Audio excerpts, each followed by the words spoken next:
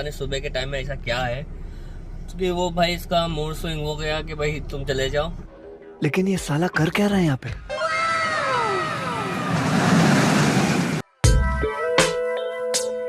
तो एक guys, welcome back to another blog. So आज बहुत टाइम के बाद काफ़ी हम लोग क्या, मैं फिर से जिम के लिए ज्वाइनिंग के लिए सोचा था और रोज़ टल रहा था, लेकिन आज फाइनली मैं उठ गया हूँ भाई। तो जा रहा हूँ जिम के लिए, निकल रहा हूँ। अभी बस कार में बैठा हूँ क्योंकि गर्मी बहुत हो रही है। तो आज सोचा पहला दिन है, निकल जाते कार से। कार बाहर खड़ी भी थी। तो ये रहा अपना जिम का बैग। और भाई से भी पूछा था, भाई ने रात भर तो बड़ा मोटिवेट था, पैशनेट था कि चलना है सुबह का ऐसा टाइम आता, पता नहीं सुबह के टाइम में ऐसा क्या है, क्योंकि वो भाई इसका मूड स्विंग हो गया कि भाई तुम चले जाओ। भाई मैंने तो पूरा ठान के रखा था कि कल किसी भी हालत में जाना है, चाहे नींद पूरी हो चाहे ना हो। तो भाई मैं तो आ गया, अब निकल रहे हैं जिम के लिए। और जिम जाते हैं, एक्सरसाइज शुरू करते हैं। देखिए भाई मन लगता है कि नहीं लगता है। काफ़ी टाइम बाद जाओ तो वेट जो उठा रहे हो ना, फिर वो तो उठाने की कैपेसिटी रहेगी नहीं, तब लाइट वेट से शुरू करना पड़ता है। तो वो चीज़ कहीं ना कहीं खलती है। तो वही जाते हैं, देखते हैं कितना वेट उठता हो। धीरे धीरे अपनी हैबिचुअल को है, अपनी आदत को फिर से कंटिन्यू करते हैं, फिर से जिम जाना रेगुलर कंटिन्यू करते हैं। तो चलते हैं भाई, जिम में मिलते हैं। भाई सुबह भी इतनी गर्मी हो रखी है कि भाई एसी चलाना पड़ रहा है। सो हम पहुंच चुके थे जिम, और जिम थी पूरी खाली, सिर्फ 2 लोग थे जो वर्कआउट कर रहे थे। तो सुबह आने का यही एक थोड़ा बेनिफिट रहता है कि भाई अब मशीनें सब फ्री रहते हैं और ज़्यादा क्राउड भी नहीं रहता है। आप अपना आराम से आओ, जो भी एक्सरसाइज आप परफॉर्म करो और चुप पे घर निकल जाओ। तो काफ़ी टाइम की बचत भी हो जाती है और वर्कआउट भी अच्छा खासा हो जाता है। तो मैंने शुरू कर दिया था अपना वार्म अप जल्दी से, कि जल्दी कहीं 1 घंटे के अंदर ही मुझे करके निकलना था। तो मैंने अपना वार्म अप शुरू कर दिया था और मैंने सोचा था कि आज बहुत दिन बाद आए तो भाई चेस्ट कुछ दिख नहीं रही है, तो चेस्ट ही से शुरू कर। तो चेस्ट और ट्राइसेप का मेरा आज का एक्सरसाइज शेड्यूल रहेगा। तो मैंने वार्म अप करने के बाद सबसे पहले आ गया अपने चेस्ट प्रेस मशीन पर। तो चेस्ट प्रेस मशीन में जो मैंने वेट परफॉर्म किया, तो सबसे पहले 10-10 केजी का किया था, क्योंकि मुझे अपनी एबिलिटी चेक करनी थी कि मैं कितना भी वेट लिफ्ट कर पा रहा हूँ। तो वो एकदम से वेट लगाने का कोई मकसद नहीं होता है कि आप अपनी पावर को रिपोर्ट भी ना कर पाओ। तो सबसे पहले मैंने 10-10 केजी का सेट लगाया था। उसके बाद मैंने जो वेट बढ़ाया था, फिर 15-15 केजी के सेट लगाए थे। और इसके बाद जो मेरा थर्ड वर्किंग सेट रहेगा, उसमें 2.5 केजी की वेट और बढ़ाई थी, क्योंकि मुझे लग रहा था कि मैं अभी थोड़ा वेट और लगाकर अपनी बॉडी को पुश कर सकता। अगर आप काफ़ी टाइम बाद जिम को जा रहे हैं तो आप अपने दिमाग में एक बात सेट करके रखिएगा कि जो आप पहले वेट लिफ्ट करते थे, मतलब जो हैवी वेट लिफ्ट करते थे, अगर वही सोच के आप सोचो कि मैं अभी भी वही वेट लिफ्ट कर सकता हूँ, तो भाई आप बिल्कुल गलत सोच रहे हो। क्योंकि भाई उस टाइम की आपकी मसल्स काफ़ी बड़ी हो चुकी थी, मैच्योर हो चुकी थी, और उस वेट को लिफ्ट करने के लिए आप प्रेजेंट टाइम में जा रहे हो तो वो मसल लॉस भी हो चुका होगा। आपकी स्ट्रेंथ जो पहले के मुताबिक बहुत कम हो चुकी होगी। तो भाई वेट उतना ही लगाना जितनी आपकी एबिलिटी से पुश करने। सीधा सा कहने का मतलब है, आप वेट के साथ उतना ही खेलो जितना वेट आप उठा सकते हो।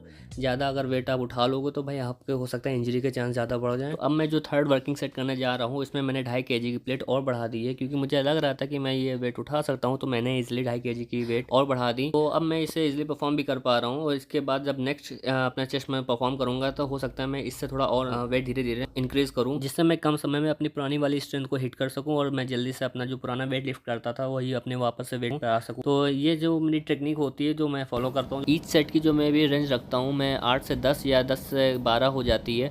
तो जो मैं मैक्सिमम जो रेंज रखता हूँ 8 से 10 की रखता हूँ, ताकि मैं अगर इससे ओवर जा रहा हूँ तो मैं अपना वेट इंक्रीज़ कर लेता हूँ, क्योंकि मुझे अपनी गेनिंग पर ज़्यादा ध्यान देना होता है। मुझे कटिंग का ज़्यादा शौक है नहीं, क्योंकि मुझे बल्क बॉडी ज़्यादा पसंद है। तो इसलिए मैं रेंज अपनी यही रेपुटेशन रखता हूँ। और इसी के साथ अपना ये वर्कआउट ये फिनिश करते हैं। अगला हम जाते हैं, स्विच करते हैं अपना इंक्लाइन डंबल चेस्ट प्रेस पर। तो हमने ये अभी 12.5 केजी के डंबल से हमने स्टार्ट किया है, और इसमें भी हम अगेन टेस्ट कर रहे हैं अपनी एबिलिटी को कि अब हम किस अभी लेवल पे अपना वेट लिफ्ट कर पा रहे हैं। उस हिसाब से हम धीरे धीरे अपना प्रोग्रेस करेंगे। एक बार मुझे ये माइंडसेट क्लियर हो जाएगा कि हाँ अब मैं इस वेट पे खेल सकता हूँ, तो उस हिसाब से मैं अपना वर्किंग सेट उसी वेट के साथ सीधा स्टार्ट करूँगा वार्म अप के बाद। तो अगला सेट जो मैंने परफॉर्म किया था वो 20 केजी के डंबल के साथ किया था, और इस डंबल को उठाने में मुझे थोड़ी सी एफर्ट लगाने पड़ रहे थे। तो मुझे वापस से स्ट्रेंथ लानी पड़ेगी। तो अभी ये मुझे रेगुलरिटी में ये 20 केजी को ही हिट करना पड़ेगा, जिससे मेरी मसल्स रिकवर हो सके, वो पुरानी वाली स्ट्रेंथ आ सके। तो इसके अगर मैं ऊपर और वेट उठाता तो हो सकता है मे बी मैं ना उठा पाता, हो सकता है 1-2 रेप निकल भी जाते हैं, लेकिन वो परफॉर्मेंस एकदम क्लियर नहीं होती। तो मैं अभी 20 केजी के डंबल से ही इसको परफॉर्म करूँगा और थोड़ा कंटिन्यू से इसी के साथ वर्कआउट करूँगा, ताकि मेरी जो स्ट्रेंथ है धीरे धीरे वो गेन हो सके। तो जो नेक्स्ट एक्सरसाइज मैं परफॉर्म करने जा रहा हूँ वो है पेक टेक फ्लाई, जो मुझे आइसोलेशन चेस्ट में बहुत ज़्यादा ही मददगार है। तो मैं इसके जो बहुत ही स्लोली रैप निकाल रहा था, ताकि मेरी पूरी चेस्ट स्ट्रेच हो चुके और मेरा पूरा पंप मतलब फील हो चुके मेरी एक एक रैप का। तो मैं इस तरह से मैं परफॉर्म करता हूँ इस पैकेट फ्लाई को, और काफ़ी मुझे पम्प भी फील होता है अपने चेस्ट पर जब मैं इस एक्सरसाइज को परफॉर्म करता हूँ पर्सनली। तो मतलब कोई भी एक्सरसाइज करो आप उसे फील लेके करो, पूरा माइंड एक उसी जगह पे लगा कर करो, जिससे आपको रिजल्ट भी अच्छा देखने को मिलेगा और आपको लगा कि मैंने हाँ कोई वर्कआउट हिट करा है। आइसोलेशन मूवमेंट के साथ ज़्यादा मैटर नहीं करता कि आप बहुत ही ज़्यादा हैवी वेट लिफ्ट करें। इसमें मतलब एक इतना भी हल्का वेट ना हो कि आपको पता ही ना चले कि आप क्या उठा रहे हो। तो एक मतलब मॉडरेट वेट आपको उठाना चाहिए इसमें, ताकि आप मॉडरेट वेट के साथ और हर एक रैप को इतना फील के साथ करें ताकि आपको उस रैप का पूरा फील आए, आपको उस पार्ट में हिट होए। तो वो एक्सरसाइज आपको आइसोलेशन में बहुत ही फ़ायदेमंद रहेगी। तो चेस्ट के पूरे वर्किंग सेट कंप्लीट करने के बाद भाई मुझे लग रही थी बहुत तेज़ प्यास, तो मैं पीने लगा था पानी, क्योंकि गर्मी की शिद्दत इतनी ज़्यादा है कि हर टाइम पे इतना पसीना निकल रहा है। तो भाई बॉडी को डिहाइड्रेशन से बचाना बहुत ही ज़रूरी है। हमेशा बॉडी को हाइड्रेट रखिए, पानी की बोतल तुरंत सिप मारते रहिए ड्यूरिंग वर्कआउट, तो भाई बहुत ज़रूरी भी है। तो अगली एक्सरसाइज जो मैं परफॉर्म कर रहा हूँ वो है ओवर हेड ट्राइसेप एक्सटेंशन। इससे भाई मुझे लॉन्ग हेड पे बहुत ज़्यादा ही पंप फील होता है, काफ़ी मतलब इफेक्टिव एक्सरसाइज मुझे लगती है, तो मैं इसे पर्सनली परफॉर्म करता हूँ अपने लॉन्ग हेड को हिट करने के लिए। तो इसके भी मैंने 3 सेट परफॉर्म किए थे और वही रेंज रही थी मेरी 8 से 12, मतलब 8 से 10 फिर 10 से 12, ऐसे इन्हें 8 से 12 के अंदर ही मैं खेला करता हूँ। तो भाई इसमें तो अभी जो वेट लगा है कम लगा है, इसके बाद एक्सरसाइज जो करूँगा इसी की जो थोड़ा सा उसमें वेट इंक्रीज़ करूँगा, जितना मैं थोड़ा हिट कर सकता हूँ उतना तक जाऊँगा। तो इस तरह से मैंने इस एक्सरसाइज के भी सारे सेट कंप्लीट किए हैं। उसके बाद मैं स्विच हो जाता हूँ सीटेड डंबल ओवरहेड एक्सटेंशन पे। इसके भी सेट मैंने 3 परफॉर्म किए थे। तो सबसे पहले मैं 12.5 kg के साथ परफॉर्म कर रहा हूँ। इस वर्कआउट को कंप्लीट करने के बाद मैं इंस्टेंट दूसरी वर्कआउट को परफॉर्म करूँगा ताकि मेरा जो पंप है वो थोड़ा और अच्छा बना रहे। तो उस एक्सरसाइज का नाम है सिंगल हेड ओवरहेड एक्सपेंशन। इस वर्कआउट के भी मैंने 3 सेट परफॉर्म किए थे और हर सेट में 8 से 10 रेप निकाले थे।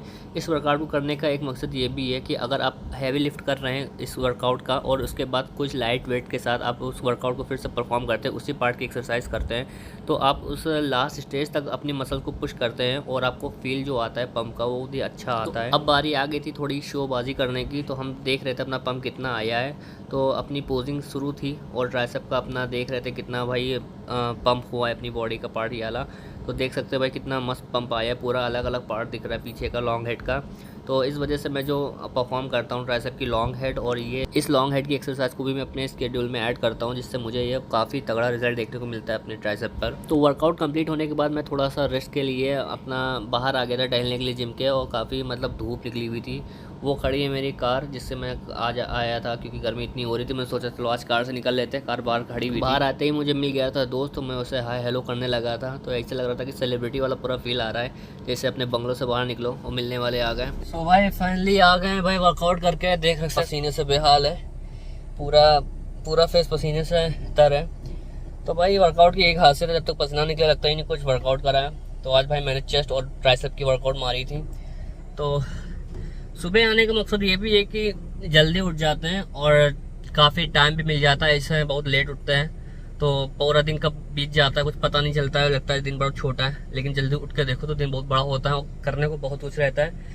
तो अब घर जाके पहले सब फ्रेश होंगे, उसके बाद नहाएंगे, उसके बाद भाई अपने दिनचर्या के काम निपटाएंगे, क्योंकि अब तो दिन काफ़ी बड़ा है, जाके सोना है नहीं। और ये भी है कि वर्कआउट करने के बाद काफ़ी मतलब बॉडी बड़ी एक्टिव हो जाती है, लेजनेस नहीं रह जाती है। जैसे कि नॉर्मल डे में ही रहता है सोते रहो यार थोड़ा काम में डिले कर लो बाद में कर लेंगे, ऐसा कुछ नहीं होता है। तो भाई वर्कआउट बहुत ही फायदेमंद भी है आपकी बॉडी के लिए भी, आपके डेली रूटीन को स्केड्यूल करने के लिए, और काफ़ी अच्छा भी लगता है, क्योंकि भाई वर्कआउट करने के बाद डोपामिन हार्मोन रिलीज होता है जब when you see the result when your body workout, and after the working out you see the result on your body, then you push your body into the next level.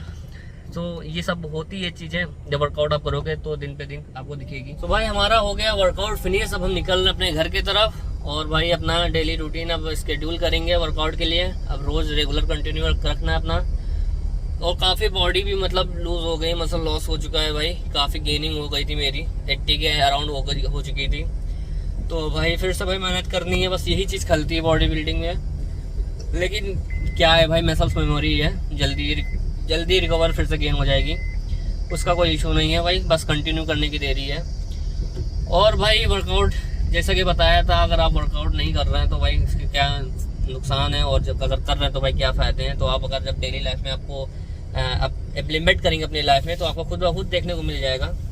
तो आज का blog यहीं पे and करते हैं, पहुँचते हैं घर पे और अपना डाइट लेते हैं, उसके बाद कंटिन्यू करते हैं। अब डेली कोशिश करूँगा ब्लॉग डालने की अपने जिम से रिलेटेड, और अपनी जो शॉर्ट वीडियो है फ़नी वो तो आती रहेगी। तो भाई मिलते हैं नेक्स्ट वीडियो में। इस व्लॉग को यहीं पे एंड करते हैं। टिल देन अल्लाह हाफिज़।